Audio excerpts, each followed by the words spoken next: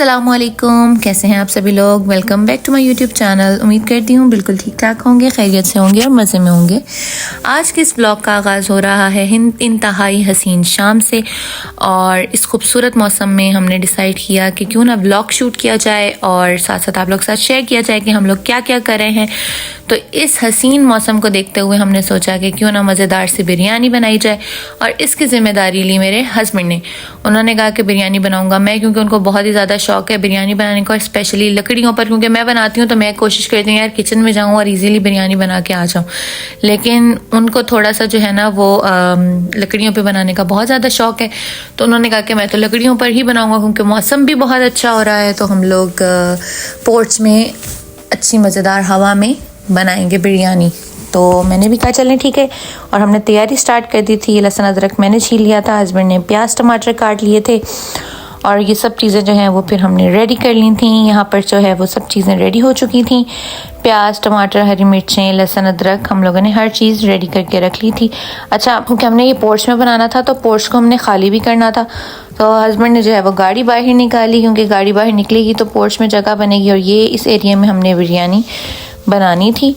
तो जी ये वाला काम भी हम लोगों ने कर लिया था, स्पेस भी बना ली थी कि जहाँ पे हमने ये काम करना। अच्छा, रात हो गई थी क्योंकि मुझे गोश्त की बिरयानी बनानी थी, और गोश्त मुझे बॉईल करके रखना था, और वो बॉईल होने में ज़रा टाइम लगा, तो ये काफ़ी टाइम हो गया था, अंधेरा हो चुका था इधर। यहाँ चूल्हे की तैयारी हो रही है, और हस्बैंड ने जो है वो लकड़ी वगैरह निकाल के रख ली है।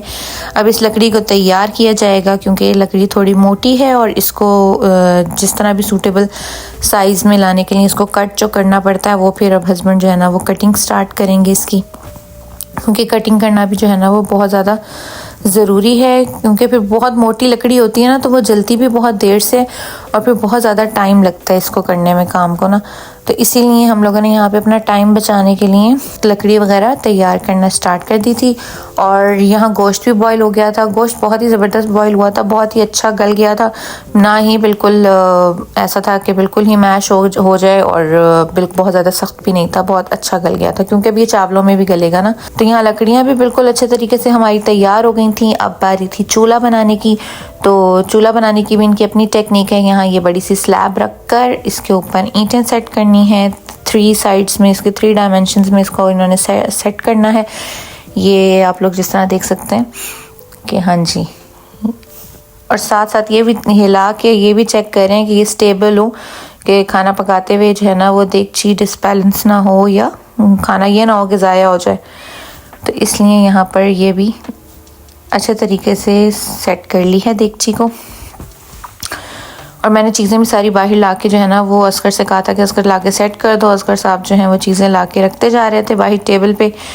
और फिर बारी थी आग लगाने की। यहाँ पे जो है वो आग लगा ली थी। लकड़ियों पर डायरेक्ट आग नहीं लगती, तो ये गत्ते और ये कागज़ की मदद से जो है ना वो आग लगा ली थी हमने। तो ये यहाँ पर आग वाला काम हो रहा है। तो अब ये थोड़ा सा टाइम लेगी आग लगने में, क्योंकि आग लगाना एक बहुत इंपॉर्टेंट काम है, क्योंकि ये काम होगा तो फिर आगे आप कंटिन्यू करेंगे। यहाँ मैंने चावल भिगो दिए थे और चीज़ें वीज़ें सब ले आई थी मैं, और देगची भी गर्म हो गई थी। अब इसके अंदर डालेंगे ऑयल। ऑयल डालने के बाद बारी आएगी प्याज की। प्याज डाली इसमें, और प्याज को फिर अब हम कर लेंगे ब्राउन अच्छे से।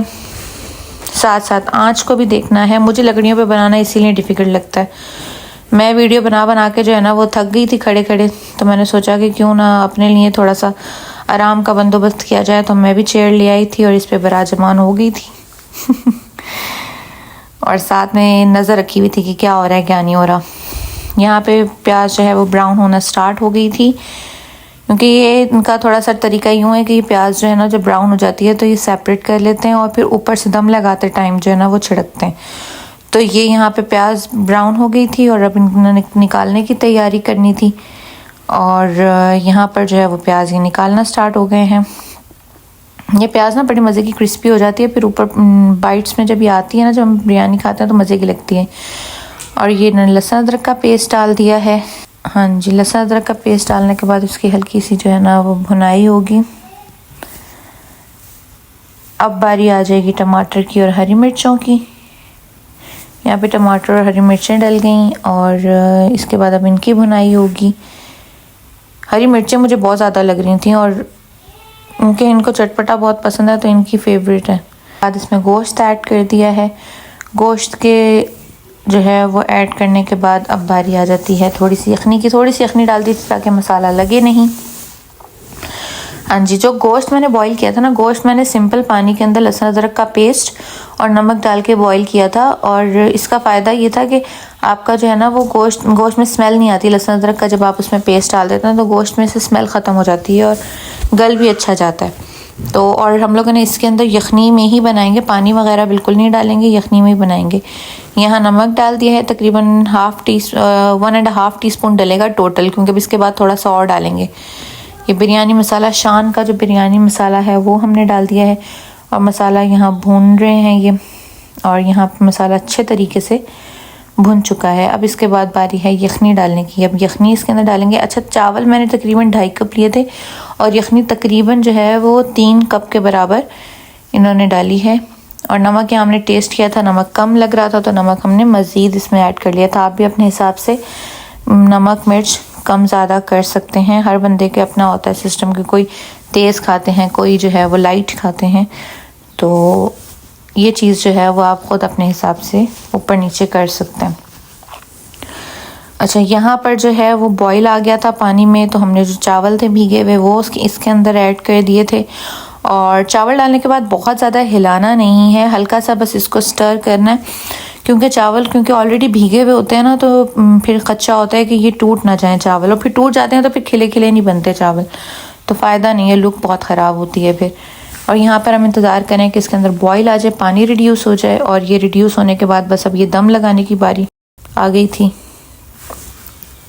अच्छा जी, तो यहाँ दम लगाने के लिए जो है वो ये सिस्टम हो रहा था कि अब इसके नीचे रखने की तैयारी हो रही थी तवा। ये उल्टा तवा जो होता है ना रोटी वाला, वो हमने रखा है इस पे, और इसके ऊपर हमने ये रख दिया देखिए। अच्छा, ऐसा लग रहा है चावल में पानी नहीं है, लेकिन पानी अच्छा खासा है। अभी जो हल्का सा मिक्स किया ना इन्होंने, इसमें पता लग रहा है कि पानी है। और अब बारी आ जाती है जी प्याज की, और इसके ऊपर अब हम प्याज निछावर कर देंगे निछावर। और इसको डालने के बाद जो है वो हम लगाएंगे इसको दम।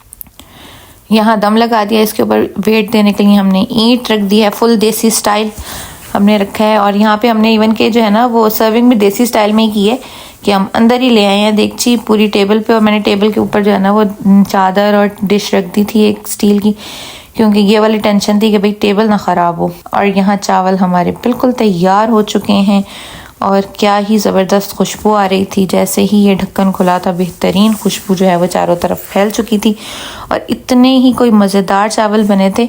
चावलों को ज़रा आप देखें कि कैसे अलग अलग और कैसे बेहतरीन जो है ना वो गले हुए चावल हैं, लंबा लंबा चावल, और ज़बरदस्त लग रहा है, खिले खिले, और बहुत ही अच्छे लग रहे थे ये चावल। टेस्ट में भी बहुत ज़बरदस्त थे। अच्छा, टेस्ट में जो मिर्चें थी ना वो हस्बैंड के अकॉर्डिंग थी, लेकिन बच्चों के लिए थोड़ी सी ज़्यादा लग रही थी मुझे, लेकिन मुझे और हस्बैंड को तो खैर बहुत ही मज़ेदार लग रही थी। मैंने इसीलिए साथ में थोड़ा कवर अप करने के लिए पुदीने का रायता बना दिया था, ताकि बच्चे शौक़ से इसके ऊपर रायता डाल के खाएँ। और हम लोगों ने बहुत इंजॉय की बिरयानी, और उम्मीद करती हूँ कि आपने भी वीडियो को खूब इंजॉय किया होगा। मुझे और मेरी फैमिली को दुआओं में याद रखिएगा। वीडियो को लाइक करना मत भूलिएगा, चैनल को भी ज़रूर सब्सक्राइब करिएगा। मैं मिलूँगी आपसे नेक्स्ट वीडियो में, तब तक के लिए गुड बाय।